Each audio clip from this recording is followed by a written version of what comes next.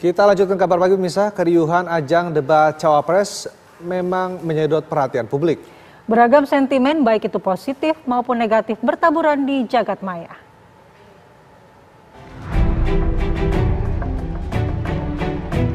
...120 menit debat pamungkas dengan tema pembangunan berkelanjutan, sumber daya alam, lingkungan hidup, energi, pangan, agraria, hingga masyarakat adat dan desa berlangsung panas. Baru segmen awal ketika calon wakil presiden menanggapi pertanyaan dari panelis.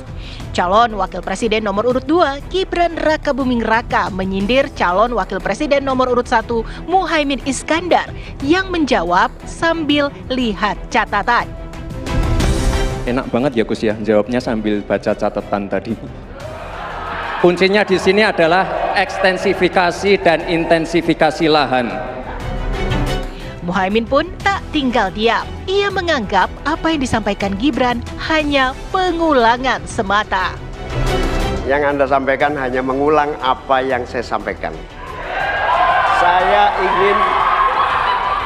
ingin memperdalam lagi bahwa petani kita ini potensinya besar sekali.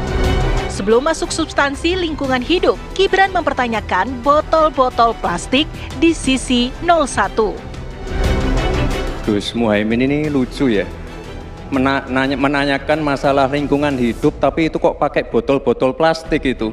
Padahal saya, Pak Ganjar, Prof Mahfud pakai botol kaca, itu gimana itu komitmennya? Botol plastik semua itu. Tapi nggak apa-apa, kita kembali lagi ke topik ya. Intinya di sini kita sudah berkomitmen untuk yang namanya pembangunan tidak boleh lagi Jawa sentris. Singkatan atau istilah yang sempat diributkan pada debat sebelumnya lagi-lagi mengemuka. Gibran bertanya ke Cawapres nomor urut 3 mengenai green inflation atau inflasi hijau. Bagaimana cara mengatasi green inflation? Terima kasih. Masih ada waktu, Bapak Gibran. Aturan, istilah. Kami sampaikan kembali terminologi atau singkatan, mohon untuk dijelaskan. Enggak, tunggu. Silakan dilanjutkan. Masih ada waktu. Ini tadi tidak saya jelaskan karena kan beliau kan seorang profesor. Sesuai dengan aturan. Greenflation adalah inflasi hijau. Sesimpel itu. Waktunya masih ada, Bapak Gibran, cukup.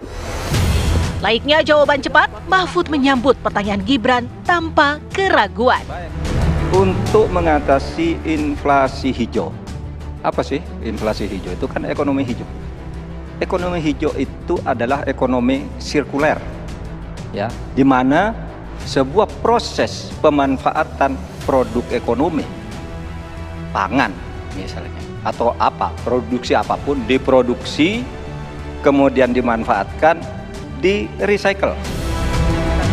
Alih-alih ditanggapi kembali, gerak-gerik Gibran membuat heran seisi ruangan karena merasa tak menemukan jawaban dari Mahfud MD.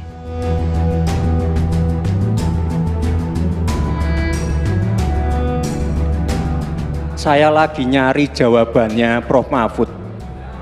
Saya nyari-nyari di mana ini jawabannya. Kok nggak ketemu jawabannya. Saya tanya masalah inflasi hijau kok malah menjelaskan ekonomi hijau. Mahfud pun tak mau menanggapi karena pertanyaan yang diajukan receh dan tak ada gunanya menjawab. Dimulai ketika Bapak berbicara, silakan. Saya juga ingin mencari tuh jawabannya ngawur juga tuh. Gila ini. Ngarang-ngarang ndak karuan, mengkaitkan dengan sesuatu yang tidak ada, gitu ya. Begini loh, kalau akademis itu gampangnya kalau bertanya yang kayak gitu-gitu tuh recehan, gitu. Recehan. Oleh sebab itu tidak layak dijawab menurut saya. Dan oleh sebab itu saya kembalikan saja ke moderator. Ini tidak layak dijawab pertanyaan kayak gini. Tidak ada ini jawabannya. Terima kasih. Cukup buat Pak Mahfud? Masih ada waktu Bapak? Saya kembalikan. Cukup ya? Baik. Keriuhan ajang debat Cawapres memang menyedot perhatian publik. Beragam sentimen baik itu positif maupun negatif bertaburan di jagat maya. Disertai dengan calon presidennya masing-masing untuk bergabung ke atas panggung.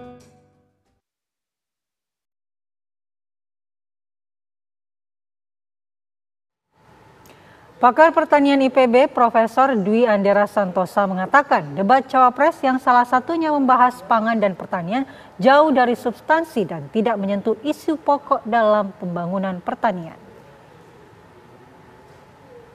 Yang terjadi itu cenderung konfrontatif, bahkan untuk beberapa hal itu menjauhi akal sehat, dan kehilangan substansi yang sangat-sangat penting terkait dengan pembangunan kita ke depan.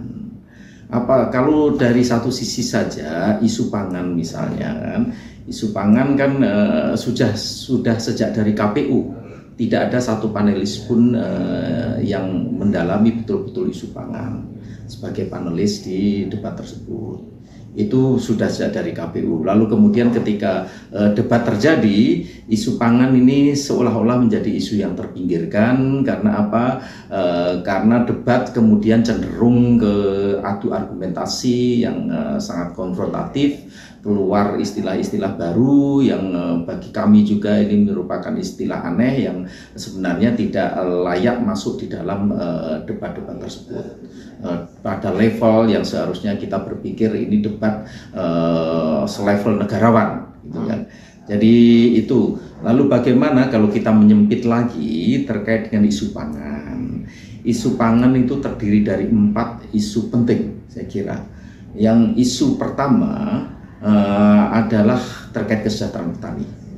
Isu pertama terkait kesejahteraan petani, dan kesejahteraan petani saya kira sangat sedikit disentuh dan semuanya hanya sebatas wacana dan retorika untuk peningkatan kesejahteraan.